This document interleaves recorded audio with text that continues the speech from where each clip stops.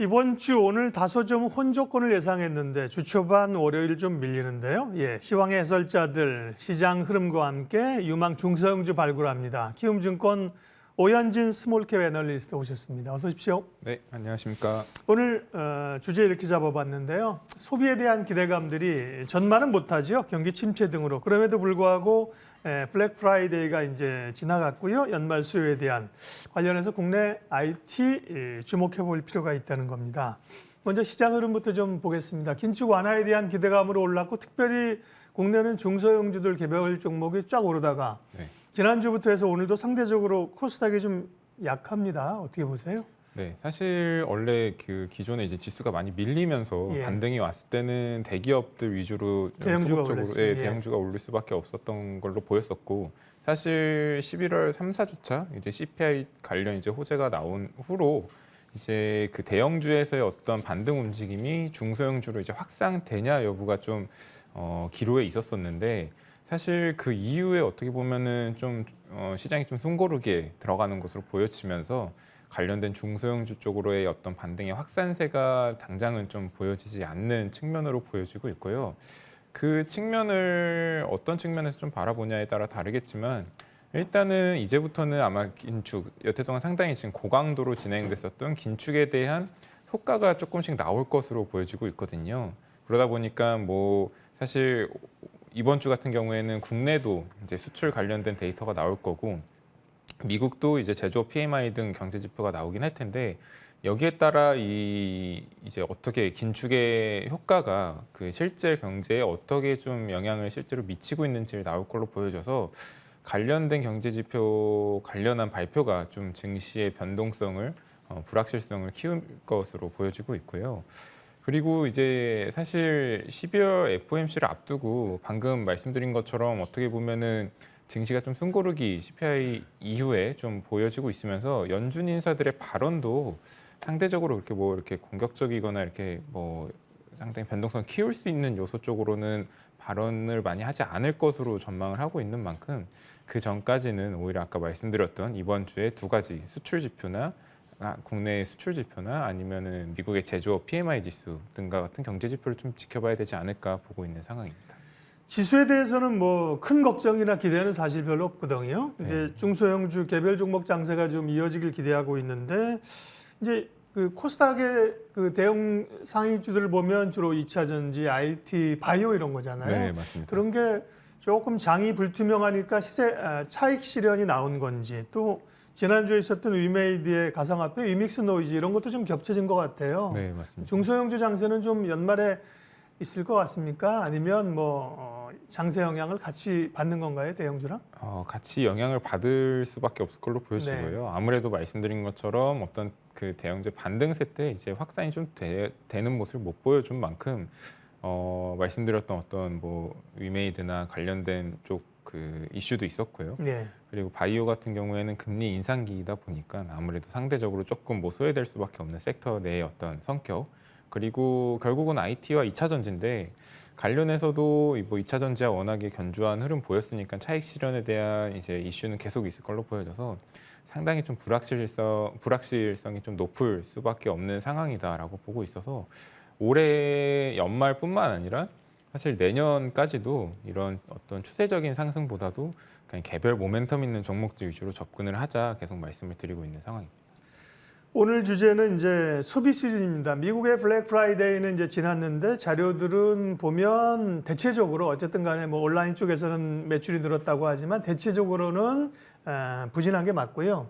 다음 주 초반까지 뭐 사이버 먼데이나 이런 게 있고 연말 소비 시즌, 월드컵, 그래서 이제 소비 관련주 주목하고 있는데, 관련해서 국내 IT의 방향성이 여기에 달려 있다. 어떤 의미인가요?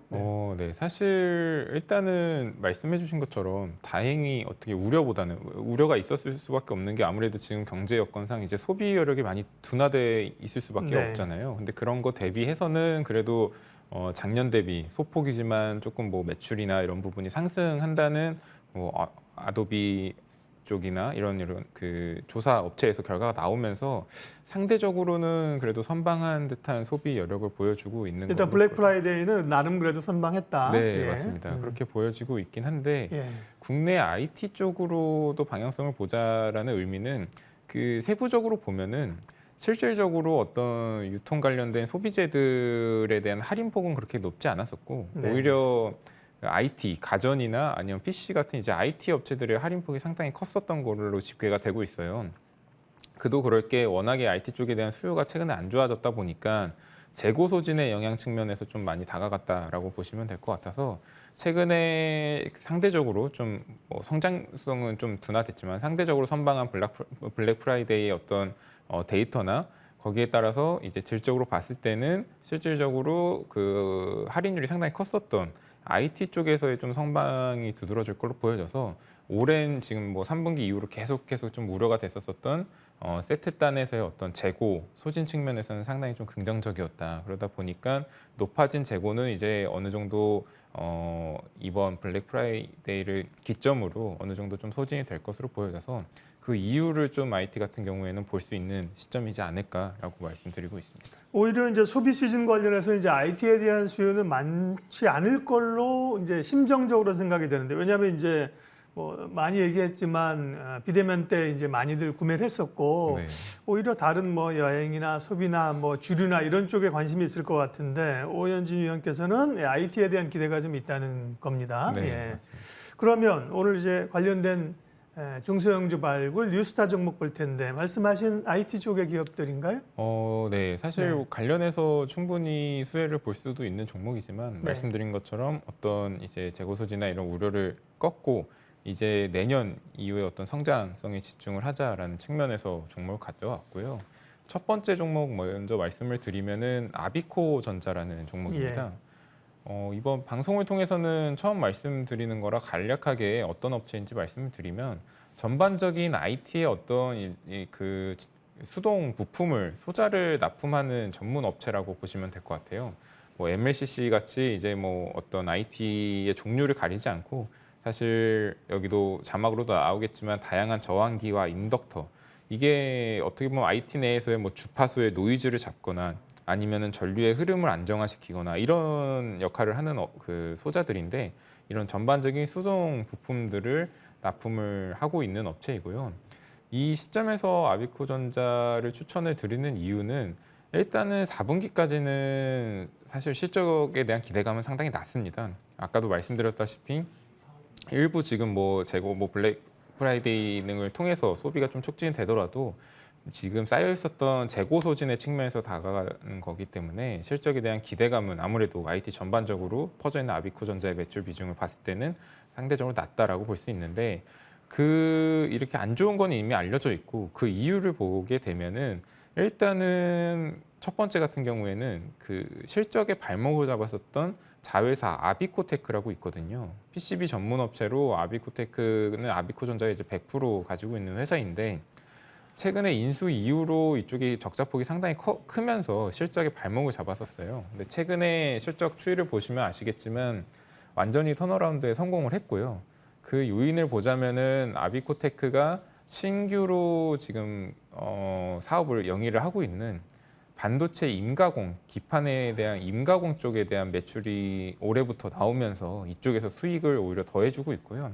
그래서 본업에 대해서 어느 정도만 받쳐주면은 자회사 같은 경우에도 플러스로 이제 이익을 애드업 할 수 있는 구조가 됐다라는 측면이 상당히 긍정적이다라고 볼 수 있고 또 아비코전자의 어떤 본업 자체를 보더라도 지금 어떻게 보면 이 수동 부품 같은 경우에는 일본이나 이런 해외 업체들한테 많이 잠식돼 있었던 부분을 뭐 삼성전기나 아비코전자 같은 업체들이 좀 국산화해 나가는 측면이기 때문에 이 추이 자체는 계속 이어질 걸로 보여지고 있어요. 그래서 어떻게 보면은 이제 내후년에도 그 IT 전방에 대한 전망 자체가 좋다기보다도 이 고객사 단에서의 MS를 꾸준히 그 점유율을 상승을 시키고 또 최근에 이런 그 수익성 개선 활동도 상당히 많이 하거든요. 베트남 쪽으로의 어떤 물량을 많이 넘긴다든가 이런 부분 때문에 본업은 일단은 올해 대비 내년에 상당히 성장한다. 그래서 지금 표에도 말씀드리고 있는데 전방 산업 안 좋음에도 그냥 본업만으로도 매출 같은 경우에도 올해 대비 상당한 성장이 있을 거고 영업이익단 같은 경우도 큰 폭의 이제 성장이 예상되는 상황인데 여기서 한 가지가 더 있습니다. 사실 내년에 좀 주목할 수 있는 IT 쪽의 테마를 보자면 몇 가지 안 되는데 그 중에 하나가 DDR5나 이런 차세대 CPU에 대한 관련 수혜주가 큰 주목을 받을 것으로 보여지고 있거든요. 네. 아비코전자가 갑자기 DDR5에 어떤 좀 수혜를 볼 수 있냐라고 보면은 역시나 DDR4나 이럴 때도 다양한 이제 부품들을 납품을 했었어요. 근데 DDR5에서의 수혜가 예상이 되는 게 DDR5로 넘어가면서 D램 모듈 내에 어떻게 보면 PMIC라고 전원 관리를 해주는 반도체가 탑재가 되는데 여기에 이제 아비코전자의 수동 부품이 들어가거든요. 그러니까 DDR4 때만 해도 들어가지 않던 부품이 DDR5부터는 새롭게 들어가는 거다 보니까 DDR5 시장이 본격적으로 내년부터 이제 서버용 CPU가 나오면서 개화가 된다는 가정을 한다면 아비코전자가 새롭게 좀 성장 동력을 갖게 되는 해가 될 거다라고 말씀을 드리고 있는 상황입니다.